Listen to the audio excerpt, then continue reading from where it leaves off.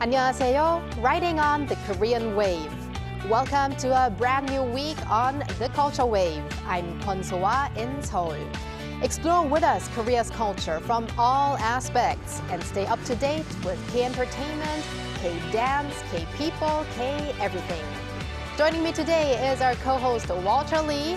Hello, Walter. Hello, happy Monday, Soa, and hello to our viewers at home. Walter Lee here alongside Soa, and to give you your daily dose of K-Enter News.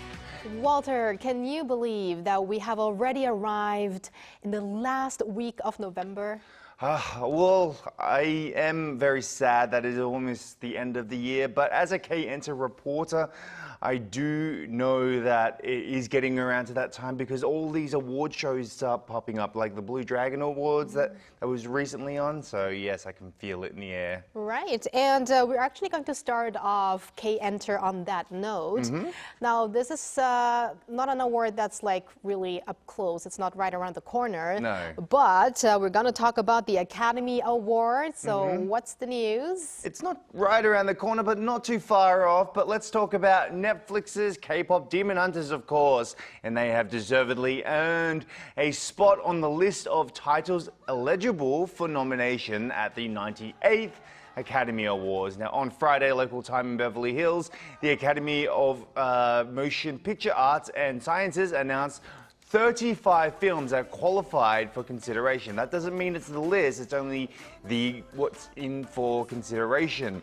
In the Best Animated Feature category, now KDH, K-pop Demon Hunters, met the eligibility criteria after holding limited theatrical screenings in June in New York, Los Angeles, and San Francisco. Thank goodness for that, despite being released primarily on Netflix. Now, among the contenders in the Best Animated Feature category are Disney's Elio and Zootopia 2, big contenders, and also the Japanese title Demon Slayer Kimetsu no Yaiba. The movie Infinity Castle, the next Academy Awards, is set for March 16th, which is not that long away, 2026. Well, I know it's early, but I'm going to have my fingers crossed for K-pop Demon Hunters. Me too, me too. And next, Walter, we're going to talk about a very hard-working boy group, Stray Kids. Probably one of the hardest working boy groups I've seen this year, in fact. So boy group Stray Kids are unable to stay out of the spotlight this year, fresh off their recent Billboard milestone with their last album called Karma. The group unveiled their lead single, Do It, for their new album series called Skizit Tape on Friday. Now, this was Korea time. The boys are making a lightning-fast comeback, which is just 3 months after dropping their fourth full-length album, Karma, as we said. What's the rush, boys? Just have a break. I know you've been on a big tour as well. But before their return, Stray Kids had already made waves on Spotify. According to JYP Entertainment, their upcoming album, Skizit Tape, surpassed 1 million on Spotify's Countdown, a pre-release metric based on pre-save numbers. It marks the first time a K-pop album has ever hit this milestone on the platform. Globally, it stands as the third highest tally in history, trailing only Taylor Swift and Tame Impala. What a list to be on. Wow, that is some achievement. And I mean, Stray Kids are really proving themselves more and more after every single release. I think so. And now let's talk about a couple of members of another boy group, BTS. But it's not about their music activities, but rather the second season of a very popular variety show among the ARMY. Indeed it is. So BTS member Jimin and Jungkook are back for season 2 of Disney Plus's original series. Are you sure? Or 이게 맞아요? 뭐 I'd say 맞아요, but it 맞아. 이게 맞아? 이게 맞아? 이게 맞아? Are you sure? I don't want to, sound too rude. This season follows the pair of their second friendship trip after completing their military service, building excitement among fans set in the beautiful countries of Switzerland and Vietnam. The new season promises a deeper look into their bond and youthful energy. Now, the main trailer highlights the duo taking part in a variety of activities, revealing their relaxed, playful sides. Their easy laughter and quick jokes showcase their effortless best friend chemistry. Are You Sure? Season 2 will debut with episodes 1 and 2 coming out on the December 3rd, exclusively on Disney+, with 2 new episodes released every Wednesday.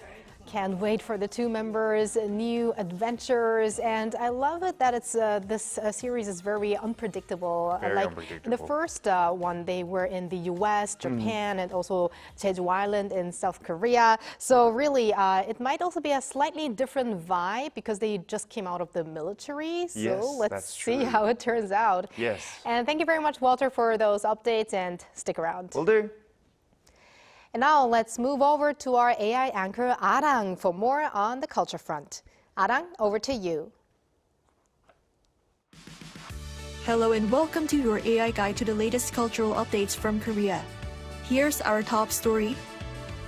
First Lady Kim Hae-kyung visited the Korean Cultural Center in South Africa over the weekend to attend a culinary exchange event. The program, held during President Lee Jae-myung's trip to Johannesburg for the G20 summit, aimed to showcase Korea's traditional Jang culture and encourage students at the cultural center.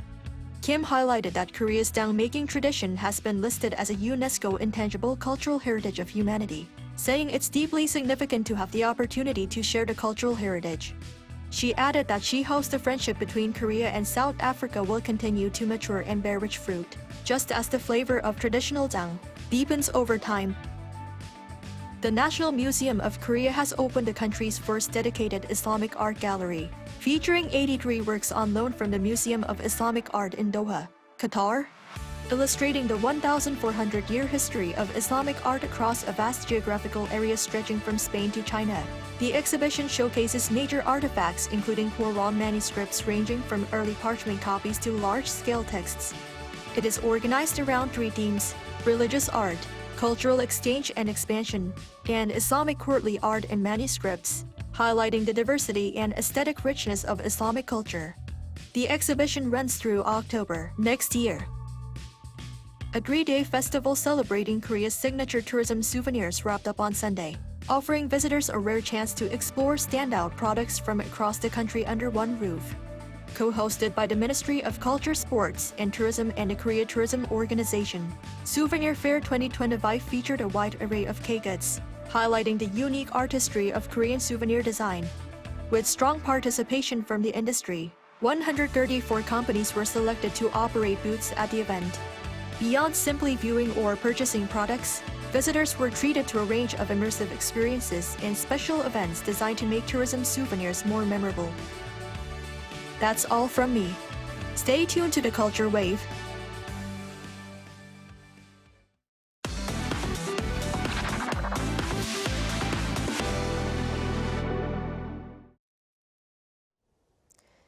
Cheongju in Chungcheongbuk-do Province has become a full member of the UNESCO Creative Cities Network in the field of crafts and folk art, with that becoming the only Korean city that has been designated as a crafts city.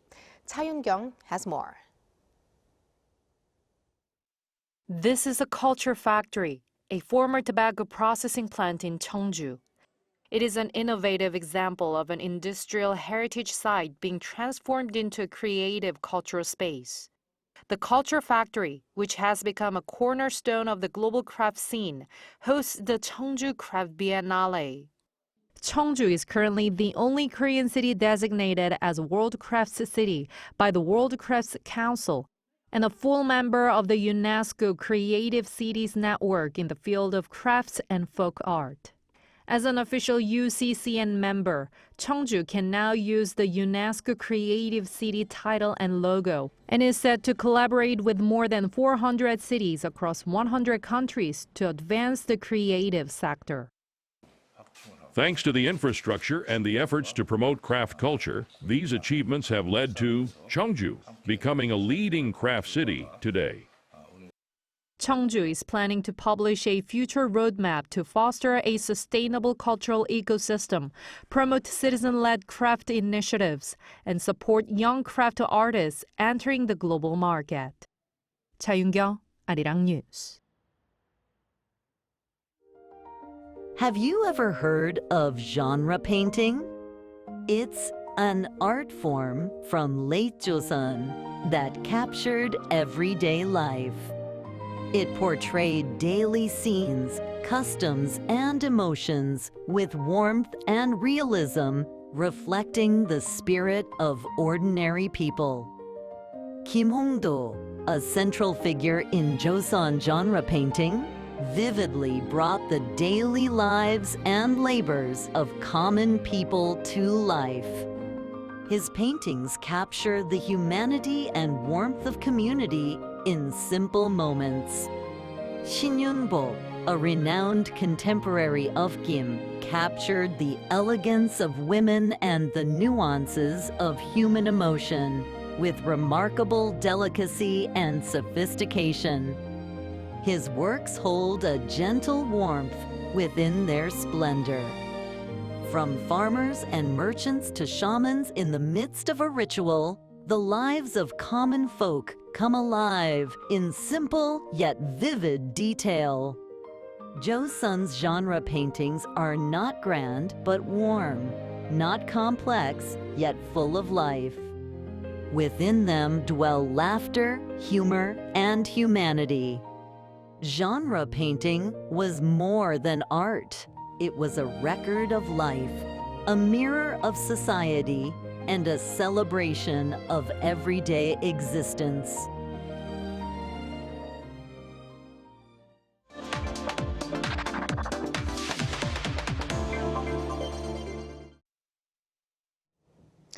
A special K-pop dance contest was held in Korea last month. Choreographer influencers from around the world visited Korea for this event, which was broadcast live and recorded more than 10 million cumulative views in the blink of an eye.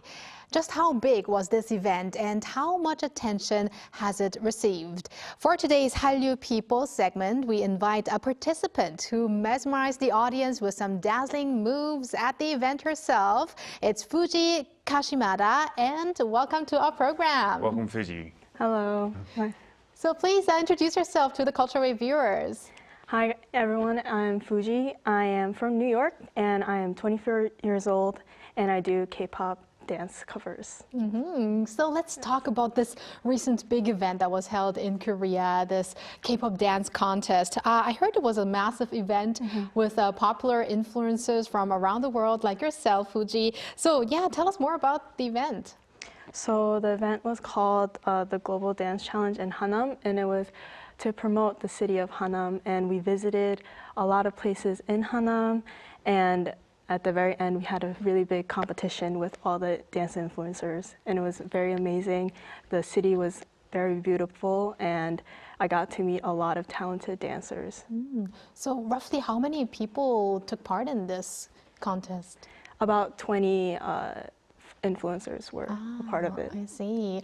And just quickly for our viewers who might not be familiar with Hanam, that's a city in Gyeonggi-do province, Right. and it sounds a little similar to Hannam in Seoul, Right. which is a district. Yes, but it's not. Yes, and Hanam is also these days very popular for people to travel as well. Yes, it's a beautiful city, and it's only expanding, and it's becoming one of the most sought-after cities to actually live in as well. So yeah. Yeah, and now let's talk more about your own performance at this contest. So what did you dance there? And yeah, give us the details. So I danced to Go Big or Go Home by ENHYPEN, and I chose this song because I love dancing to songs that are very fun and like powerful and like full of energy. And on stage, I wanted the audience to feel like my energy and like my excitement. And I hope the audience felt that regardless if they were watching it in person or online. Well, that's very good. I'm sure they did, and I'm sure you practiced extremely hard for this event, as you know, most of these events take a lot of time and practice, and just so you can get them down and get all the moves down. How was the level of competition in your opinion, especially having, you know, your tough rivals and being among some of the mega influencers? Can you tell us about that process? All the dancers were really talented. Actually, I've known a lot of these, my competitors, through online for a very long time, but we've never been able to meet because, you know, we're in different countries. But through this competition, I was able to finally meet them, and it was really, really fun, really exciting. And everyone is just really talented. And not only were they just like talented dancers, but they were really nice and humble people as well. It looks like that you kind of have an online community then. You know all the other famous, popular K-pop dancers through social media, that is. Yeah. It seems that way. And though we talked a little bit before the show, you do have a Japanese background, or your name is in Japanese, but you were born in New York. That was right, was it? Yes, that is correct. So I'm sort of curious, like J-pop was also a very large thing back in the day as well. But what drew you to K-pop dance exactly? What was that excited you about K-pop? So what got me into K-pop was actually BTS. Back in 2017, I believe, through their song DNA, my friend kind of showed me it. And at first, I was just mesmerized by their like visuals, their like catchy songs, and I was just so captivated. But as I learned more about them, I really appreciated their artistry and their messages behind the song. And then I like dived more in depth to like other groups, and that got me into K-pop. So is it BTS for you now or ENHYPEN? BTS. Yes. Always ARMY. Before you discovered, this is related to my next question, but I just want to ask you a little question as well. Before you discovered K-pop, what kind of, were you already into choreography and already into dancing, and what kind of dancing were you into? Actually, I was not into dancing. So BTS really got me into dancing. Before that, I actually played soccer, so it was like a whole like 180 different. That's really interesting. So That is interesting. So what do you think, in your opinion, differentiates, let's say, K-pop choreography from, let's say, you know, other countries like in New York as well? Obviously, New York has a very big dance scene. Also, maybe what you've experienced in Japan as well. I think what differentiates K-pop dancing is their level of synchronization, I think. Every time I've watched their like dance practices, like I'm really impressed with how synchronized they are, and the moves are very like precise and sharp, I would say. Wow.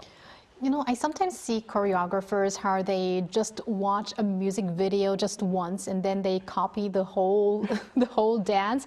Is that the reality? I mean, how do you copy these dances, or in particular K-pop dances? How does it all work? So I usually like mirror the dance and kind of copy as if the video I'm watching is my own mirror. And I think in the beginning it did take a really long time to learn like one dance, but as I've done more of it, it's become easier and faster. So how long did it take at the beginning, and now what was the shortest amount of time when you copied one of those dances?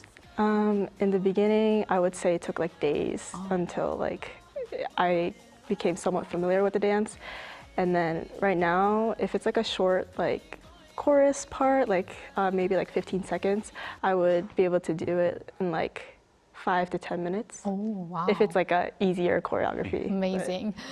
So do you actually feel the Korean wave, how much it has been growing in the US recently? Yes. How do you feel it around you? Are there any examples that you can think of?